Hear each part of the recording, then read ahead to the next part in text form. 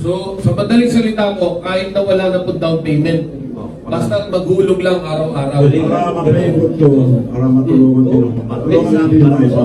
O yan, malinaw ha. Narinig niyo po. Doon po sa mag-a-avail na itong electric jeepney, kahit wala daw itong down payment, no? Ganda. Uhulugan lang araw-araw. So, napakaganda po nito. Pero pwede may tando na nga tayo eh, nasa baba. Paano po makaka-avail nitong sinasabi nating installment plan na ito? Eh, yung transport group ang bahala para isa lang bintang ako. Ayun. So, doon po sa ating mga kapatid, Usap, mamaya walang bayad. Ito, yun. So, ang ibig sabihin niyo po, makaka-avail yung ating mga drivers na gusto ng electric vehicle, nitong electric jeepney na ito, dapat meron kayong organisasyon na makikipag-usap kay Manong Jabit para yun yung magiging guarantor ninyo. Ganun po ba yun? opo. Okay. Ang problema po sa atin kasi, yung mga ibang umutang, hindi babayad. Yun lang. Pakiusap ko lang po, dahil tulong ko lang ito, lugi ako dito. Pero naipangako ko na, kaya tinuloy-tuloy ko. Kaya isa lang ang kausap ko ngayon, si Calando, para siyang bintangan ko. Sa araw-araw, magbayad, may paano gagawin yun? Card. Top card. Yung top card na gagaling din sa inyo, yung card na ibibigay na sa mga pasahero, ito po ay yung card, iwan ko kay Manong kung ibibigay sa akin na libre, ipamimigay ko sa mga pasahero na libre. Maglulod lang sila doon sa card para hindi na ho magbubunot, baka mamaya madukutan pa kayo ng pera. Kaya ito ay napakaganda dahil unang-una, kumpleto po ito ng CCTV camera. Mayroon po sa pintuan kaya lang ho, hindi naman po na ipatupad.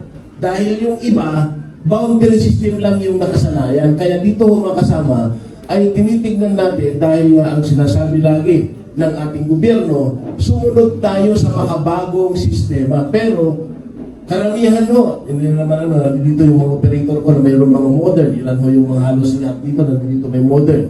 Eh hindi na susunod Manong, kaya ngayon ho dito makasama, ipatupad natin. Pero dito sa libreng sakay, wala naman po pang wala po pong bayad, kaya wala pa ho tayong bilangan dito. Saka lang tayo magbilang pagka may namamasada na tayo sa tamang ruta kung saan yung mga uunahin natin. Yung sinasabi niyo pong libreng sakay, sino po magsasubsidize nito? Ang Telto po ba? O meron po Manong Jabit? Libre ko ng 5 araw, yung driver, kung ano yung pabayad, 1,000 araw-araw. So, dito lahat pa nga di isang pera, walang babayaran. Ito magandang tanong dito. Ilang sasakyan po yung ihanda natin na magamit nila? Dito tayo sa 42. 42. Para masubukan natin kung anong mga diferensya yung sakyan, para ma-adjustan natin. Okay, so 42 yung instruction, libreng sakay po. Libreng sakay po yun. Libreng sakay. Libreng sakay. Tapos, lahat ng driver, ibabayaran daw muna ni Bob Chabi. 1,000 araw-araw. 1,000 araw-araw. Palampakan nyo na po.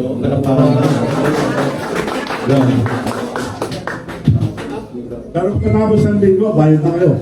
After nun, 1 week lang yun. Wala kang mapaikot ulit dahil Opo, Manong. marami hindi tayo magbayad. Ang kausap mo dito si Calando lang. Tulong-tulong sa lahat ko, kailangan magbayad din kayo para makapaikot ko. Makagawa ko ng marami. Correct. Calando, may tanong lang ako. Paano mo mag-a-avail yung individual na driver, wala siyang cooperative, parang susubsaan ng ibibigay? Paano mag-a-avail sa'yo rin? Ganito po, yung mga individual na driver po, yun po yung matitigas ang ulo, diretsahan po. Diba? Dahil meron po tayong consolidation, rationalization na ginawa. Pero yung individual na driver na pumapasada ho, diretsahan, matigas ang ulo yun. Hindi namin kailangan yun. Ang kailangan namin, yung gustong sumunod sa programa ng gobyerno. Yun ho, maliwanag po. Yun yung bilin ni Manong sa akin. Ako yung may papakain ng layon pagka nagkamanila ko. Wala akong bilhin, sige ko na magbayad ka. Ang sabi ng isang driver namin doon sa Cagayan de Oro, sa Zamboanga, boss, sabi niya, hirap na po kami dito. Ganun din sa Baguio. Ang ulam namin sa umaga, noodles, sabi niya, dinadagdag ko na lang na malunggay. Anong pagkain yun? Lugaw! Pili mo lugaw at noodles. Sabi daw nung anak niya, kaya di ba wala pa tayong pagkain na hindi lang sinabawan? Di ba? Nakakalungkot po. talagang malalaglag ang puso nila tumakis. Kaya dito ho kagalang-galang na Pangulo, sana ho, tignan nyo naman po dahil ilang taon na po kami na humihingi ng inyong pakipag-usap sana sa amin sa inyo. Bakit hindi nyo kami harapin? At ganun din ang inyong sekretary sa DOE. Simula umupo hanggang ngayon, hindi naharap ang public transport sa buong Pilipinas. Bakit kami? Pero issue pa kami. Kagalang-galang na Pangulo, sana naman po, bigyan nyo naman po kami ng halaga kung talagang totoo na kami ay nakakatulong sa ating bansang Pilipinas. Narinig ko po doon sa nakaraang press con po ninyo, no, ng koalisyon, no? Yung 55 pesos na kung magsasabigay ng subsidiya, yun ang pinaka-base nyo. So, ibig sabihin, kung halimbawa sinabi nila, kaya lang namin subsidize sa 50% yung total. 10 piso ba? 10 piso? Ibig sabihin, utang pang 40. Pwede mag-abono. So, ibig sabihin, wala na talaga, ano yun, walang compromise. Kasi ganito yun na sabi niya sa Recto. Yung pong kasing sinabi nila na 55 na aming markup doon sa basement ng aming crudo nung una, nung hindi pa nagtaas, yun ho yung presyo ng ating pamasahe na 13 pesos. Ako po ilang beses ko na sinasabi, dapat po makaalpas tayo kahit sa China ho, nakita ko kahit sa ibang-ibang mga bansa. Ayaw nilang gamitin sa elevator nila ho, yung number 13 na numero.